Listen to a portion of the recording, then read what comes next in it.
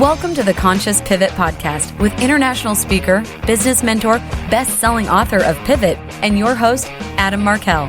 The Conscious Pivot shares the stories and wisdom of people who have successfully reinvented some area of their business and personal life. You'll gain powerful insights into how you can fully embrace new opportunities, increase your performance, and master the art and science of innovation and resilience. So please join Adam as he guides you on your conscious pivot. Hey, everybody. Welcome back to another episode of the Conscious Pivot Podcast. I'm your host, Adam Markel, and I'm smiling and laughing. I had a good chuckle with my guest who I'm about to introduce you to a moment ago, but I flubbed the first go at starting this podcast. I haven't done that in a while, and I thought, oh, that's just so perfect because perfection is so highly overrated. I mean, just and I guess I'm still a recovering perfectionist. I guess that's really true because I know that anytime I don't do it just the way I want to do it, there's a little voice inside my head that says, "Oh, dude, really? Come on. Haven't you gotten past that already? Or, aren't you better than that?"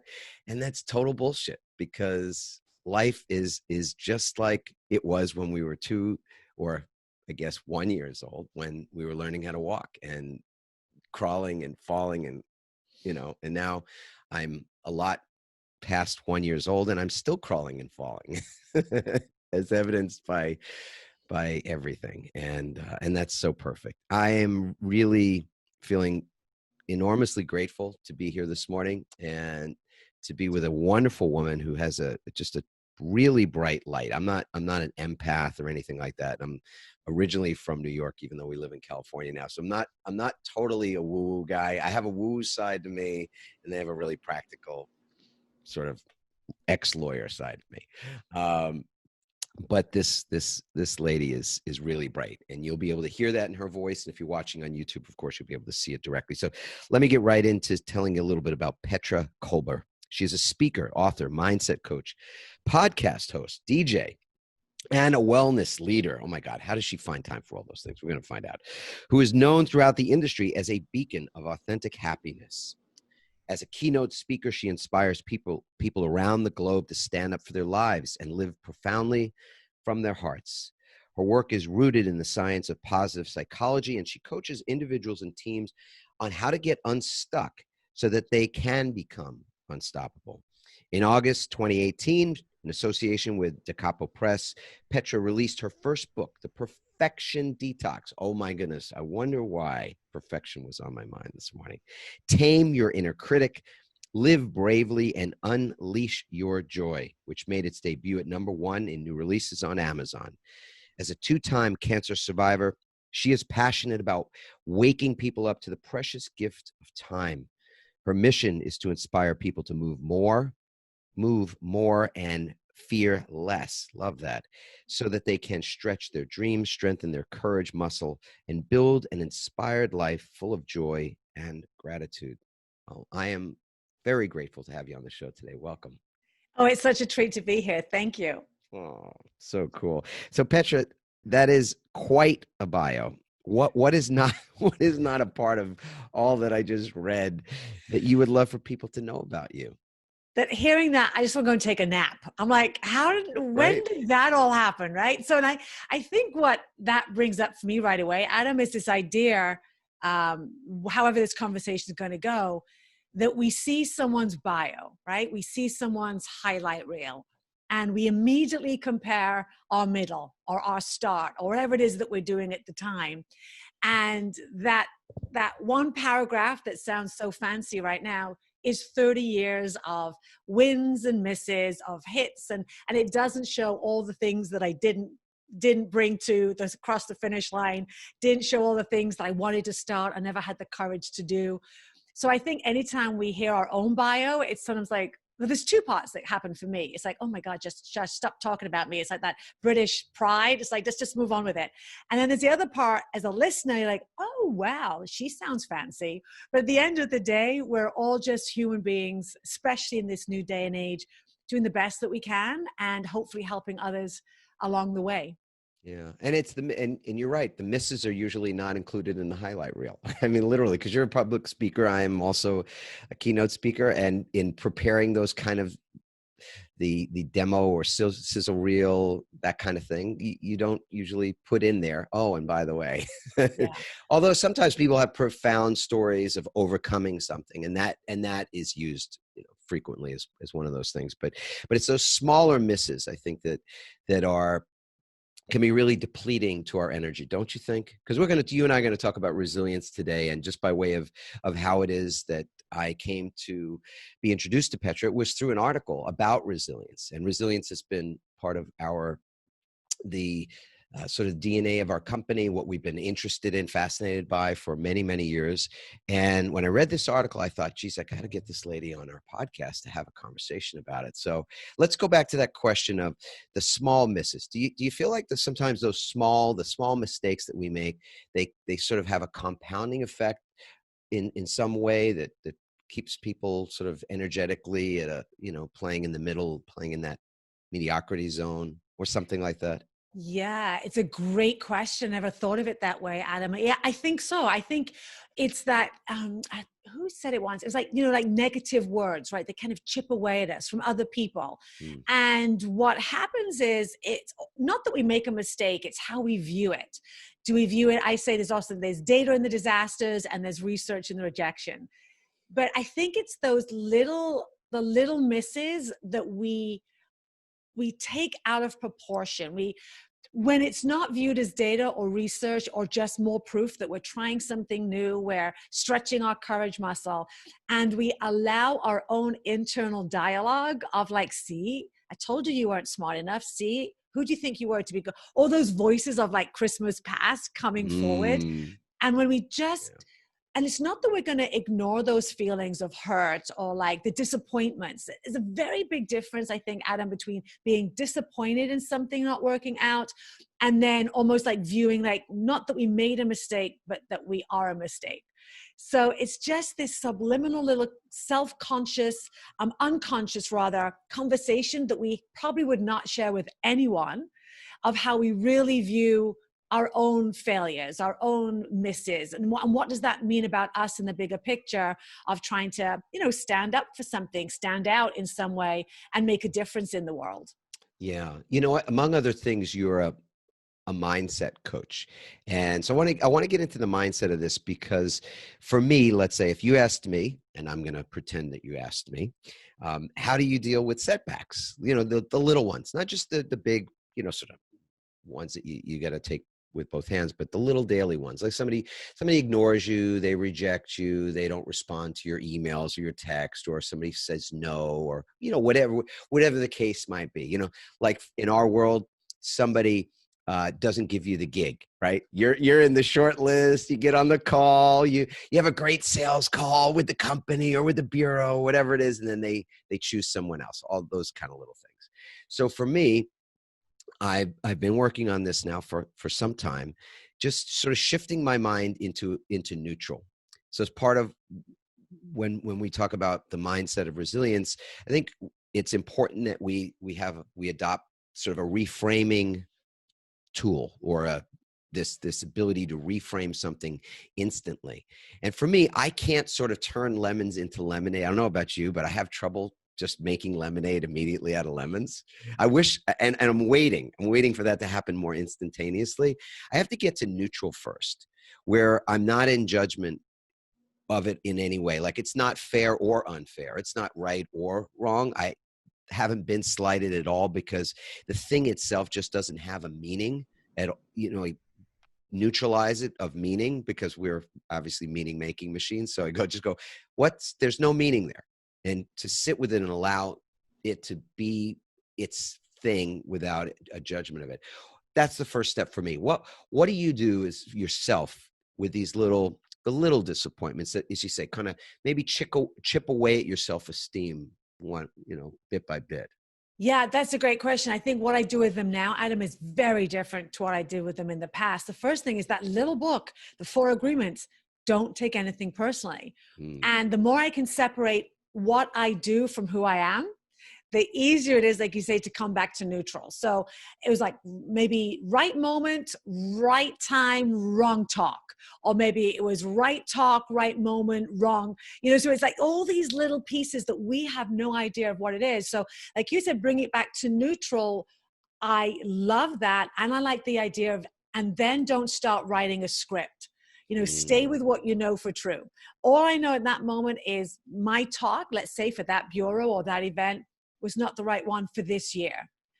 And then stop writing. Don't start going, well, it's because you weren't good enough, or, your reel should have been better, or we make up all these stories. And so it's really like coming back to neutral and then really making sure that we stay with the facts, not the feelings, right? So we can have the feelings of disappointment, but feelings are not always facts. So we're disappointed. Of course, we wish that we got that speaking gig. We wouldn't be human if we didn't. And then we move on. So I love the idea, though, that you said of bringing it back to neutral. And it's the humanity. I think when we don't allow ourselves to feel the disappointments, the hurts, that's when it can come back and bite us. Yeah. I love this idea of what we don't own will own us. So, and as human beings, we're going to have great emotions and what we would consider negative emotions. It's the whole package. There's, I think, there maybe a paradox or just one of those little universe. I think the universe has got great sense of humor, and it's not sort of toying with us, but just the riddles are hysterical when you look at just the great ironies of life, including, okay, so you want me to both express and feel my emotions. I'm just playing like what we hear, and many of us have practiced, right? I'm a huge believer in being able to allow emotions to be felt, and in fact to sort of pass through us without us having to have it become tar on our hearts, the way Michael Singer describes that in The Untethered Soul, which is a beautiful book. Such a good book. Such a good book, right? So you've got, on the one hand, it's this, okay, you're going to feel your emotions. On the other hand, we're saying, well, just don't confuse the emotions for facts. Now, I'm playing the devil's advocate. I'm throwing this one, tossing this hot potato right back at you, Petra. I mean, like, somebody goes, okay, Petra, how do you pull that off? All right. I'm feeling it. And what it's telling me is they rejected me. And I've been rejected a lot in my life. Or it reminds me of, when I was 10 years old and, and I was bullied, or I was, wasn't allowed to be in the cool kids club, or whatever those things are that were giving us messages in our the earlier iterations of ourselves. And now here we are, we're in our 30s or 40s or something, and a rejection comes along and you go, okay, well, doesn't that mean I'm not good enough or something? So what do you do? I think that, I'm trying to come up with a very witty and smart answer right now. I would say that I think it's like really listening to the voice in the head, right? So I think it's this idea of, we do have to question. I think there's nothing wrong in questioning. How did I show up? Did I give it 100%? Okay, if the answer is yes, okay. Did I give it my best? Did I write did I really spend the time? Did I give it my all? And if the answer is yes, then however that works for you, it's time to let it go. And then it's also asking, are these thoughts that I'm having around this rejection, are they helpful? And maybe that thought is, Adam, did you really give it your all? And if the answer is yes, okay, I can begin to like unpeel this and remove my feelings from it. If this feeling of rejection is asking me to question, did you really give it your all, or are you kind of phoning it in? Then there's really usable data in there. So it's not like ignoring the feelings. It's not writing stories though, right? It's not making it up. So, and again, this whole black and white magnifying that our brain loves to do. It's the black and white of rejection from an event doesn't mean that you yourself personally have been rejected. While yes, we have, because we are our brand and our business, which is the tricky thing. But I think, Adam, that is the difference between those that are resilient in any type of entrepreneurial industry, those that are their own businesses, their own brands. That is the thing that's going to separate the doers versus the don'ters for whatever. It's not necessarily even talent. but it's the ability to separate and work. What does the word rejection mean to us? And if it does stick to us like tar, like you said, we have some inner work to do. There's some background noise there that we haven't looked at that's going to be very, very important to do. Otherwise, we're going to consistently get stuck. And eventually we'll stop trying because that tar is going to weigh us down so heavily. The risk of trying almost becomes worse than the risk of not trying, as J.K. Rowling says, and then we failed by default, right? Yes, so exactly. Yeah, the status quo becomes the default mode yeah. of being, which mediocrity is pervasive for sure. I think what was it? It was Thoreau whose quote has been bastardized, changed a lot. So I don't even know what the original quote is, but it's something to the effect that everywhere people live lives of quiet desperation. And it is, I think, really true that the desperation, that quiet desperation, is just sort of the non-enthusiasm. You know how when we get enthusiastic about something, we get excited about something, we're like a child, really. You know, that enthusiasm, it doesn't say, oh, the chances of our succeeding in this thing I'm enthusiastic about are probably 62%. Like there's no internal calculator going, yeah, you know, your chance of success here is really just a little, you know, you go, okay, so then you'd have no enthusiasm. That enthusiasm is sort of just assuming that only good can come of this, and only fun can come of this, and only something that's going to be good for our hearts can come of it. And living with that kind of light spirit, I think, is really powerful, especially in light of the fact that more often than not, we will fail at things. More often than not, things will not go, even if we get what we want. And I'm just speaking for myself here. I've gotten a lot of what I wanted. I'm a pretty intentional person. I've set pretty, I've set out intentions for things and then had them happen, but almost always they weren't what I planned. Meaning I got what I asked for, but not exactly what I thought it was going to be.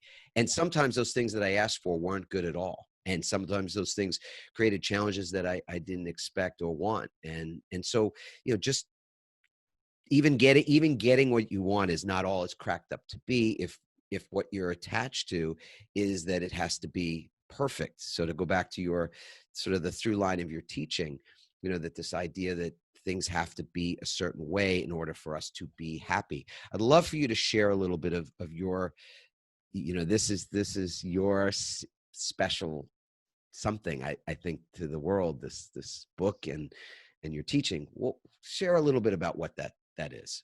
Yeah, well, I think, Adam, it's this idea of what success should look like, right? At the end of the day, we have this idea of to be worthy of being called an expert or having success or being known or even having a loving relationship.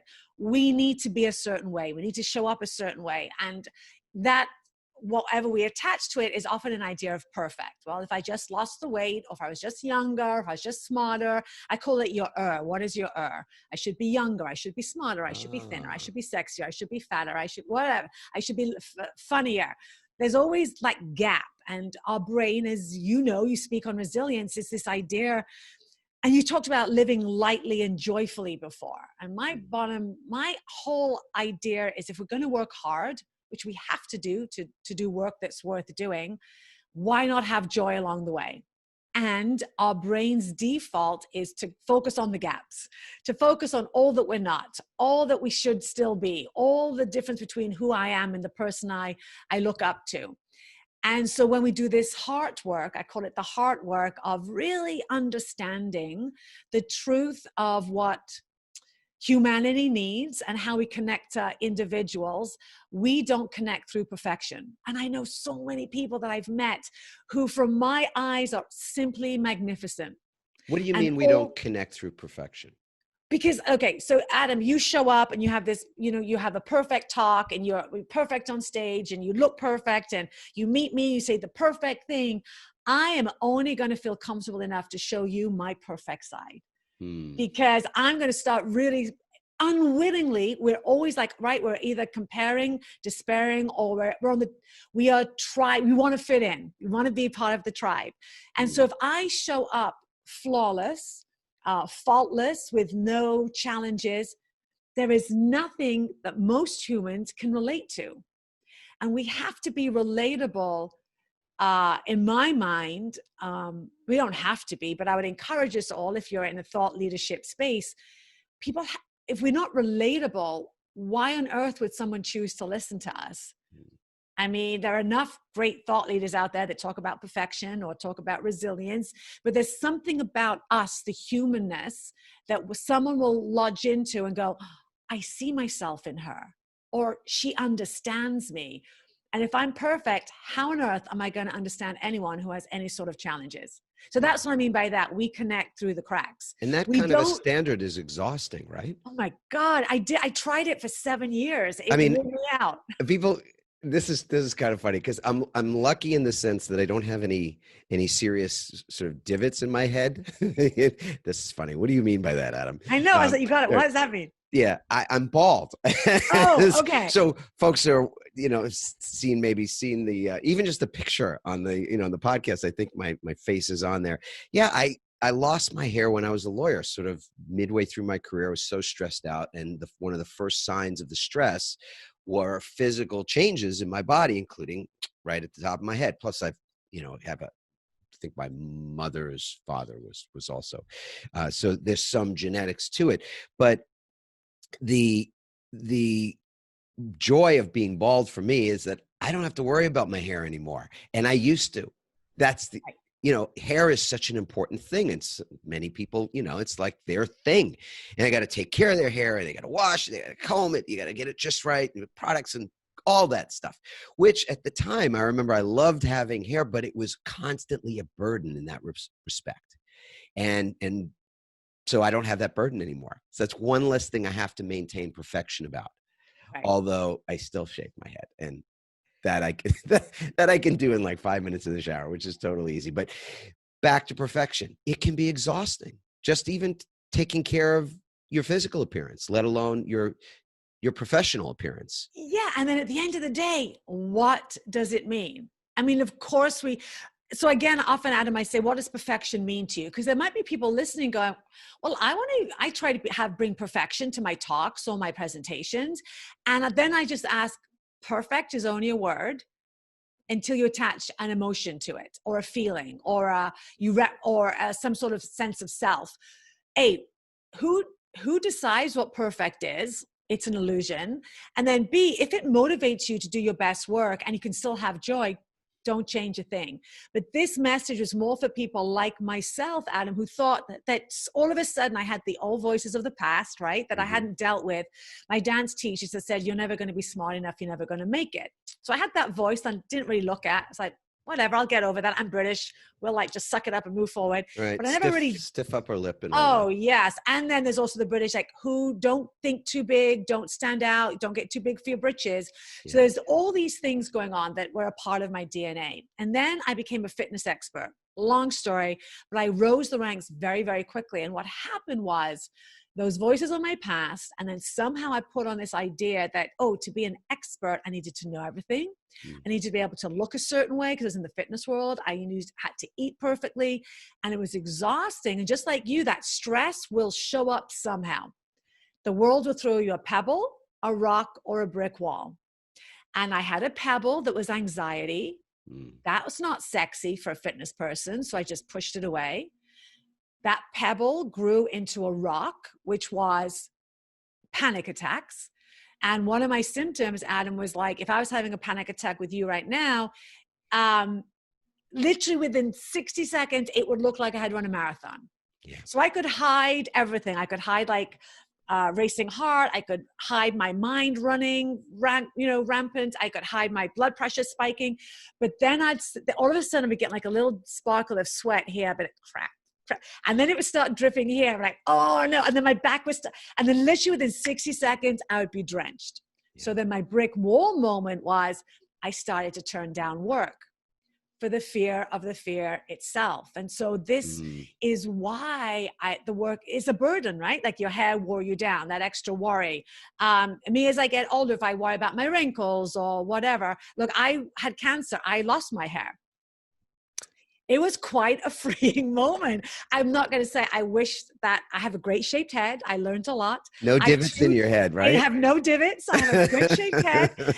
But with that, it's just, and at the end of the day, the last thing I want to go to my grave is saying she died perfectly. Yeah. And she died not trying.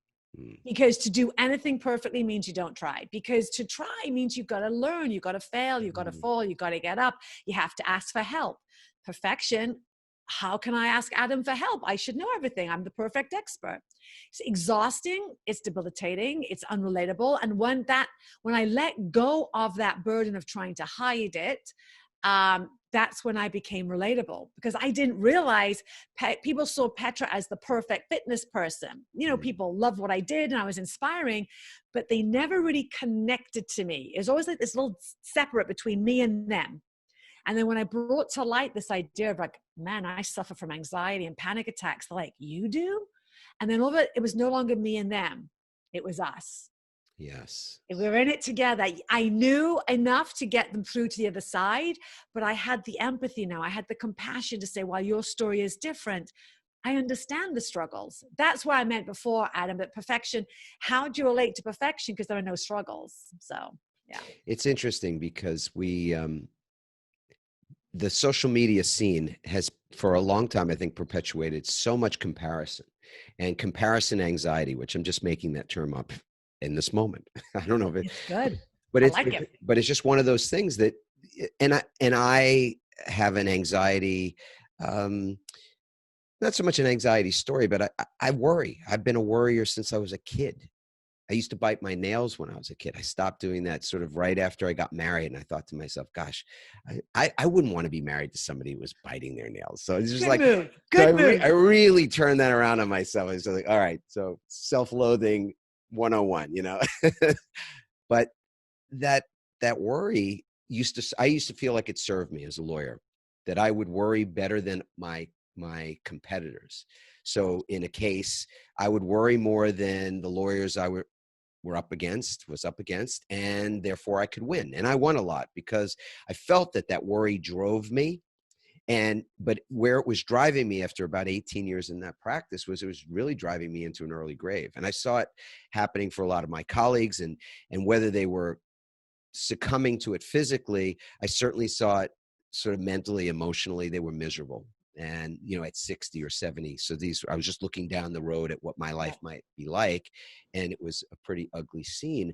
So the desire to maintain a certain perfection or to keep up, let's say, with the people that you're seeing as your colleagues or folks that you admire, even on social media, I think is again, it's a two-edged sword, right? Because there are people to learn from for sure and to connect with, and yet there's this sort of script, as you call it, like almost like a screenwriter's script that plays in our head that says, I have to look that good, or I have to be that good, or I should be, you know, that person gets up at 4:30. This is something I really hate, right? Oh my God. Are thank you. The quote thought leaders who say this is the key to their success is they get up at freaking 4:30 in the morning. 5 a.m. is no longer early enough. That's not even early enough, right? The meditation and the rituals for the morning. And I have my stack of rituals that do not start at 5 a.m., just so we're clear. And I sometimes even catch myself going, well, maybe I should be doing that. Maybe they've got it and I, somehow don't want it as much as they want it. You still play that script in your head at all, Petra? Oh, absolutely. I think what's so refreshing when you shared that, Adam, is like, there is a little bit, even in this day and age, of like entrepreneurship shaming. Like, I love a lot of the entrepreneurs who say we should be up at 5 a.m. But just because, who said? Why have we worked so hard to create our own businesses? And one of the most refreshing things was recently, a friend of mine, Dory Clark, who is brilliant. I heard her say, yeah, I get up at 8 a.m. I went, what? And all of a sudden I was like, yes. I think when we look at others, right? Look at others for inspiration and be really mindful of not comparing ourselves. Compare our yesterday to today. Can I show up better today than I did yesterday? Let's hope so. But we really, even the people that get up at 4 a.m., 5 a.m., their goals of success, their definition of happiness and joy might be very, very different to ours. And I would venture to say there's a backstory even there. That when you have perfection, let's say, okay, the perfect entrepreneur is getting up at 4 a.m. in the morning, meditating, reading 5 other books before 5 o'clock, and then going out for their hour-long workout, and then they're going to have a shower and a completely vegan breakfast, and then they're going to, hit the track. 9 o'clock, but I would imagine there's a part of their other life, something has to be sacrificed. So what are you sacrificing? And only we can decide what we are willing to sacrifice. Is it your relationship with your loved ones, with your family, with your sleep, with your whatever it is? And here's the hard thing. Only we can decide that. And however many books we read, however many podcasts we listen to, however many documentaries, we're looking for that answer, right? What is that? Only you can figure it out. Yeah. And that to me is the work. That is the work of resilience. It's getting really quiet and going, what is it that I want for my life? How can I do trials and errors and maybe I'll read this book and I'll try that. And maybe I'll try this method. But at the end of the day, the greatest coach anyone listening will ever have is their intuition. Exactly. Yeah. And it's like, how can we use others for inspiration without comparing what we're doing today with what they're doing? Exactly. And that's one of those things that sits on the head of a pin, these tiny little distinctions that are so important that can seem like paradoxes. Like, how do you have both? How do you feel your emotions, but yet at the same time also be free of them, be not attached to them? Because that any form of attachment is ultimately suffering, at least in Buddhist principle. And I ascribe to that. I feel like letting go is an art form. In fact, there's an old book called, I think it was the Art of Courageous Living or something like that by Osho. And after watching I love Osho. Yeah. So I just, I read that book so many years ago, and there was one part in the book that talked about forgiving every moment. And I thought back then when I read it, and I read most of my books in the hot tub. So this was back when we were living on the East Coast, and I was at this gym and I was reading that book, and I thought to myself, what do you mean? Like, is there something I have to forgive every minute of the day, every second of my existence? I have to forgive. So I didn't quite get it, but years later, as I kept thinking about that, and I would even sort of put it out there to people, because I was like, I'm still thinking about this. Anybody got any ideas? What do we really mean there? But what I feel now is that you can forgive every moment if you're not attached to the way things have to be. If, again, perfection being one of those things that we would sort of strive for being, like the 4:30 person. Like, there's nothing wrong with the 4:30 person. Good for them. In fact, and I just find myself going, don't be envious of that shit. Like, calling bullshit on me for being envious of them for getting up at 4:30 in the morning. That's about me. Like, good on them. All right, well done, but it's like, if I forgive in the moment everything that doesn't live up to that sort of standard, to that made up bullshit perfection standard that I'm creating, or that the media might be creating, but I'm buying into, then I get freedom out of it. Right. Like, there's tremendous freedom in simply being able to let go of the things that are in them, that are infecting the moment, right? Because look at this beautiful moment we have, right? We're alive and breathing. We're looking at each other. We're on this contraption, all this technology. It's a computer. I mean, like, when we grew up, there wasn't any of this crap. None of this existed anyway. So all of this is a flipping miracle. And we're sharing a moment together. And I mean, if we think about, I don't like my answer from 10 minutes ago, or I wonder how many people are going to listen to this, or, what will happen to my business a month from now, and any of that other stuff, it's like it's poisoning this moment, right, Petra? Well, I think, you actually just reminded me of the answer I would have given you 10 minutes ago.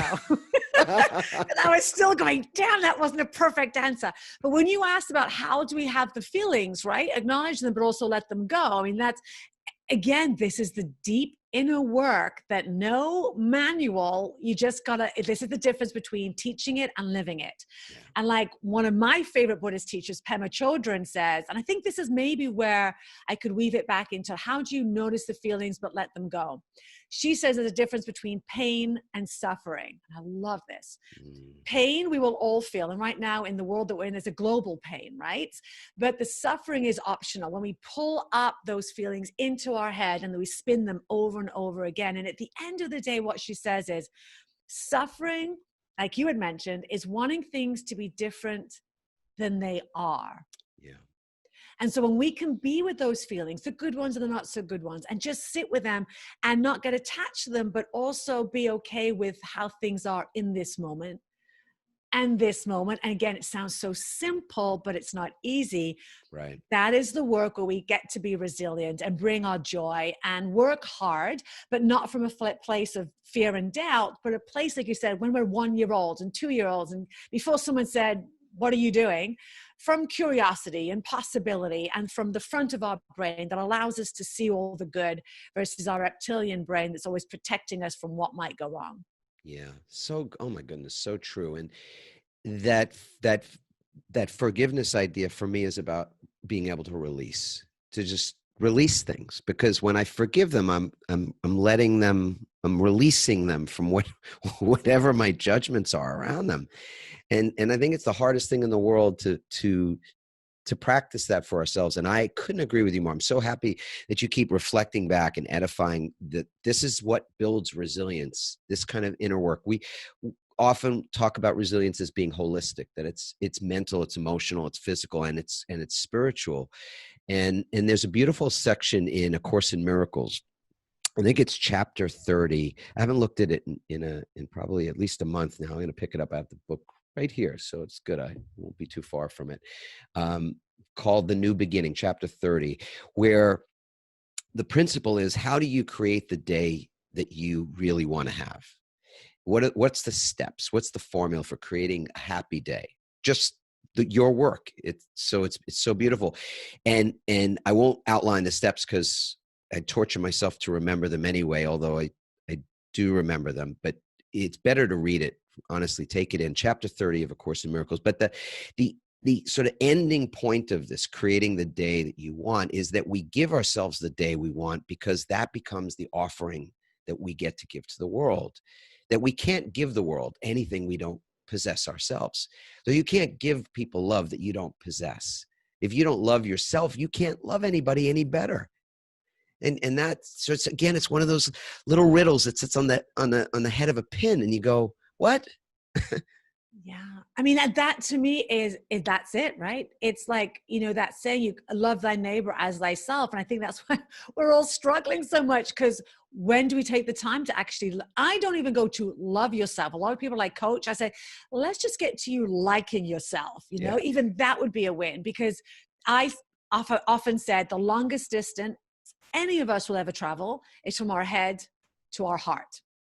And that's the work of resilience. And the hard thing is, Adam, resilience is not something you get to train for. You learn it, you live it by living the hard moments, by seeing the possibility, by seeing how can I come out of this better, not bitter, victorious, not a victim, and look to grow from this, not just survive and come out post-traumatic growth. How do we choose to do this? And it's those pinheads. It's those moment by moment, breath by breath, seemingly small choices that add up to the end of our day, that when we've made these seemingly most small choices, not in service of us, but in service of the world, then it's work worth doing. The chart that we see on the news, and we don't watch too much news, but for a long time now, this COVID-19 chart that everybody's familiar with, which is this sort of hockey stick looking thing, it's sort of, there's only 2 cases, and then there's 6, and then there's, 6,000. You go, oh my God, and that compounding effect is not just a chart for COVID-19. It's a chart for how money grows, how the compounding effect that Einstein called a miracle. The greatest miracle, I believe, is how we refer to that, is this idea that small changes. So for us, in terms of the rituals for resilience, to create resilience, they're tiny little things that don't seem to add up to much. just like 2 cases of COVID didn't seem like it was a threat, when we were talking about it showing up in the United States. And those small changes that we make, the small incremental improvements that maybe are just 1% even, over time compound and as you say, produce a more resilient way of being, so that you're really producing resilience before you need it. So there's no question that this will not be the last great challenge of our lives. If we're lucky, and that is the likelihood, is we'll face another challenge a year from now or 10 years from now, whenever it would be, in our health or our family members or in our business or in some other macroeconomic area, like we've all been hit with this thing that just came out of seemingly nowhere. So I'm curious, for people that are right now home doing their business, some of those people are recovering from a furlough or a layoff. Some of those people are entrepreneurs. They're just trying to figure out how to maintain their outsourcing staff, or the people that they employ, or even the larger organizations that you and I sometimes will speak to, and their teams. What's one small tip right now to build resilience for those people? And if you want to, if there's a tip that's more for that larger organization and the teams that are now for the first time perhaps working remotely and having to try to maintain connections and be able to be productive, or it's that person who's maintaining their own small business, or maybe even somebody who's been laid off, what are some resilience tips we can provide to them? Oh, I think one is it doesn't happen in a vacuum. And this was part of the book, and this was part of the article, I think, where we connected. I love this idea by Edith Grotberg, and she works with resilience in kids. And I think we often think that we have to do it ourselves. And this is why I love your work, Adam, because what I'm saying, especially to larger companies now, these are the soft skills of the past that are now the hard skills of the future. Yeah. The things that we could thought, I'll get to that. I'll learn how to be more empathetic as a leader down the road, or I'll learn how to do active listening down the road, or I'll learn how to be a coach because there's always something more immediate to be done. Right. EQ is interesting. It's nice. Yeah, it's a nice option. It sounds sweet. Right. Sounds sweet. In a perfect world, everybody would have some emotional intelligence. Right. Yeah. And okay. now this is the global pause.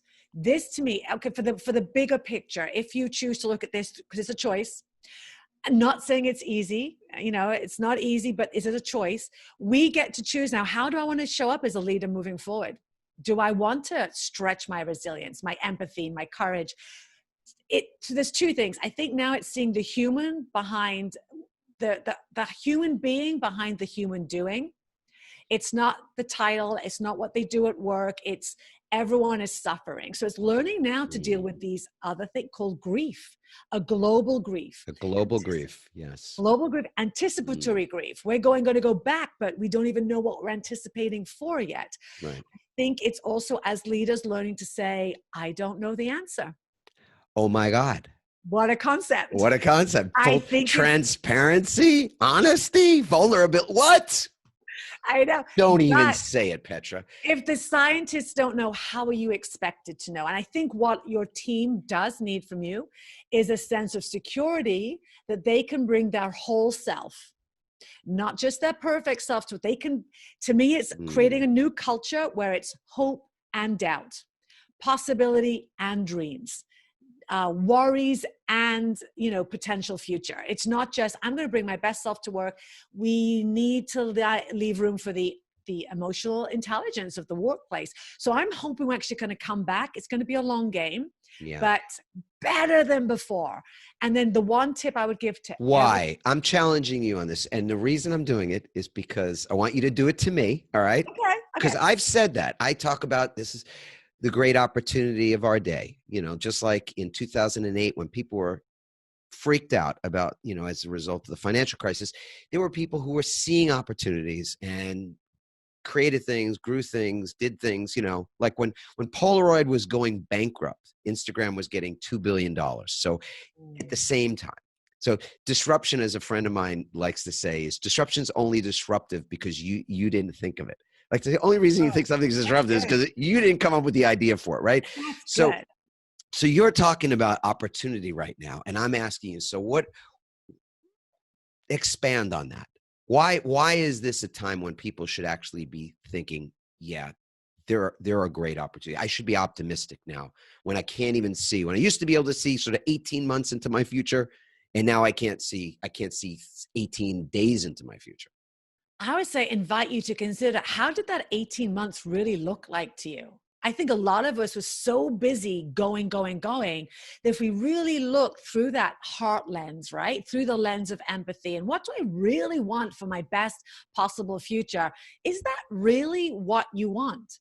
I think right now is a great time for us to revisit our values. We become so busy, Adam, that we often, I think for many of us, we had gone down this fast lane.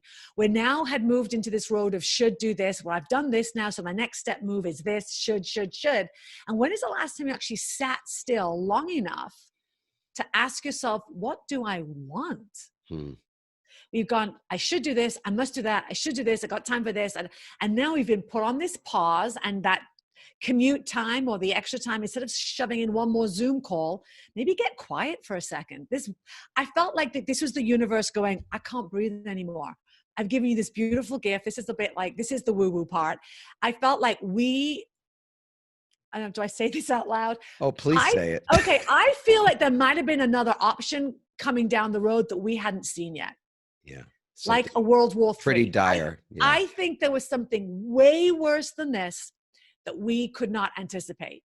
And this is the pebble rock brick wall moment where the world went, guys, I got to shake you up. And I think this is the bit where I would love to see opportunity rise. Even we need competition, we need healthy competition, but it becomes such a world of us versus them, me versus you. What happens if now it's like, maybe it's not, this is the first time as I can remember, this is a global grief, global pandemic. Yep. It's not us versus them. We're better than you. We needed to wake up. So why can we not, as a waking up on a global scale, why not wake up on a humanity scale and the world that you get to contribute to? It's a choice. You don't have to take it. But if this doesn't shake us up for good, what a waste. I think it is shaking us up for good. I hope so. I see signs of it. Yeah. It's interesting. My book agent actually calls this a timeout. He says it's like, he's a grandpa. He thinks of, when your kids are naughty or your grandkids are naughty, you got a timeout. It's like, I think what he was saying, we got a timeout. Like, we got a timeout for good reason, as you said, because there are things that are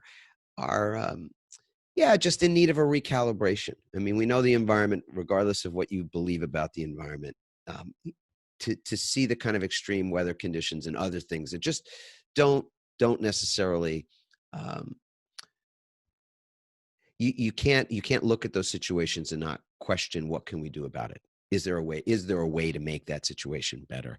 And certainly when major industrial nations are not producing the kind of, or putting toxins into the air and producing pollution the way they are for even a period of weeks or months. It's, I think it was Lynn Twist, who's the founder of the Pachamama Alliance, said that she believes the Earth got sort of a 30 years of recovery. When we talk about resilience, it's not just our personal resilience or organizational resilience. How about the resilience of our planet, the resilience of our resources? So even in the midst of all of this, we've given our Earth some recovery time. Yeah. And there's something for our grandkids, or the generations ahead of us, that will be thankful for this respite, I suppose. Yeah. So, but we'll all find out.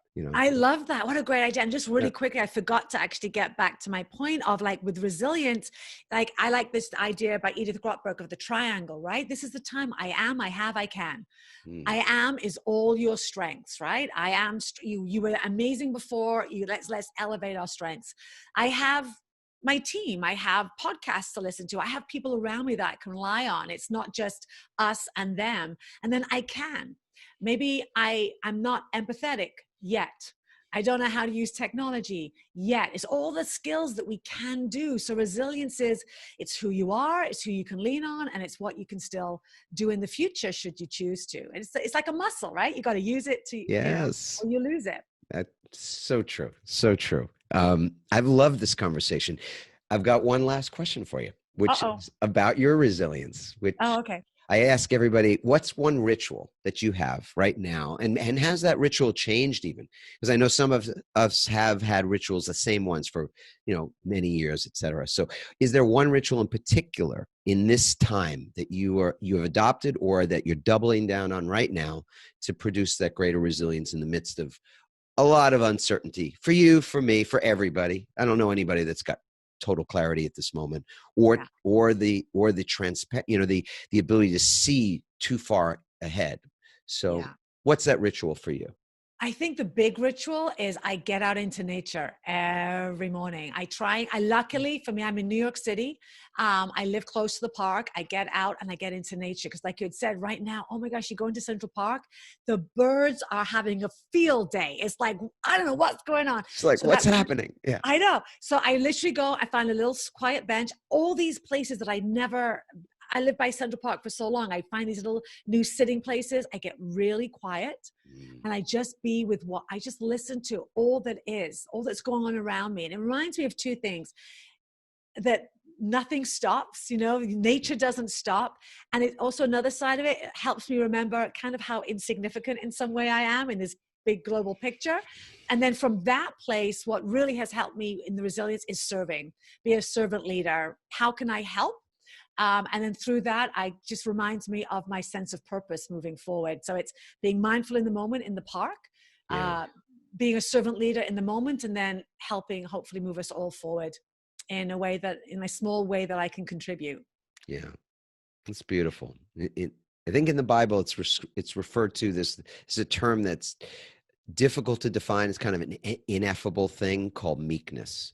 And that concept of meekness is really, because it's this humility. It's this getting small, or for being able to experience smallness to also be big. The opposite of sort of arrogance, that you can say, yeah, I am pretty insignificant. I'm just this little, I'm not just insignificant. The earth itself is a tiny speck of dust, right? This tiny little speck of dirt spinning in an infinite universe. And you go, okay, so what does that do for me to recognize that? Well, in part, it's this humility. It's this ability to give yourself a freaking break, right? Give everything a bit of a break. So with that sort of removing the judgment, you can just be, right? I mean, what else are we here to do anyway? I've loved our conversation and the twists and the turns of where we took it. So way Thank cool. you so much. This was absolute treat. Thank you so much, Adam. Oh, beautiful, Petra. I will remind everybody of the ritual. I'll remind myself I do this every time because I want to continue to double down on my waking ritual, which is to wake up to begin with. And Petra, did you wake up today? I did. You did. How cool is that, right? Pretty awesome. And this is the physical waking, of course, but it's also a metaphor that, as you said earlier, if we could just be a little bit more conscious, a little bit more awake each day, if that's the only goal we have for the development of our lives, I think we're doing pretty well. If we can just incrementally, again, that hockey stick, that compounding effect, just a little better every day, 1%, 0.5%, whatever it might be, some every day. So waking up, and then for me, I go to gratitude very quickly, because if I don't go to gratitude, I find myself, I'll lean into what's missing or what's wrong, or I'll lean into aggravation. I grew up in New York. I have a good bit of angst at times. And that's part of, I think, what gives me drive. It gives me a fire for sure. But I also know that it can take me down some dark holes. And so I don't even want to, that's not a place I want to start my day. Think of the starting of the day as like your, garden, and I want to plant those seeds, the right seeds, the right thinking at the beginning. So gratitude is the second step.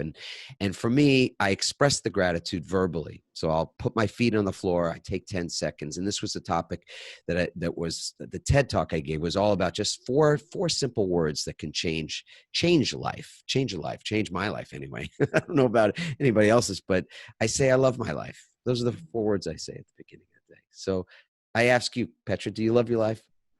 I do. And it just gets better and better, all of it. And I think I love my life when I love all of it, not just the highlight reel. No matter what. No matter what. Life is good all That's the right. time. Can you love your life no matter what? And my wife asked me that in the midst of all this. She goes, "So you still loving your life? Like no matter what?" Yeah. Okay. I like that. It is. It's fun. And you said it earlier too, that if you can't say, "I love my life," like somebody might be listening to this going, "Okay, somehow easier for you guys to say it than for me at the moment." Because if you knew what my life was like, and people have sent me those messages on YouTube and Facebook and other places, and I love them. I really respect that people are comfortable enough in their own skin to say, I'm calling BS on that for me. And it may well be. So, what else could you say? Could you say, I'll pretend? I'm going to pretend I love my life for a moment. What does that feel like? Or I like my life. Or I love life. Like I'm in love with life. Maybe my life isn't the way I want it to be, but I'm in love with life. Can you say that? Or at least, and so I think that's the point here is that don't follow my ritual or Petra's per se. Create your own consciously. That's the name of the show, is the Conscious Pivot. So it's about what we consciously create for ourselves that matter, not that we follow, the influencer of the day or somebody who gets up at 4:30 in the morning, or somebody looks the way we wish we looked, or any of that other bullshit. It's just create something that works for you and give yourself a break. Like forgive every moment, I guess, as Osho would say. So that's all I've got for now. And Petra, again, thanks so much for being a guest. Thank you so much for having me. Okay. Well, finding out more about Petra, by the way, check out the show notes. So go to the show notes. You'll find links to the work she's doing, the book that she's got, the coaching she does. Everything will be in the show notes, of course. Leave a comment there. Tell us what you think. And of course, if you haven't subscribed, please do that as well. All right. Ciao for now, everybody.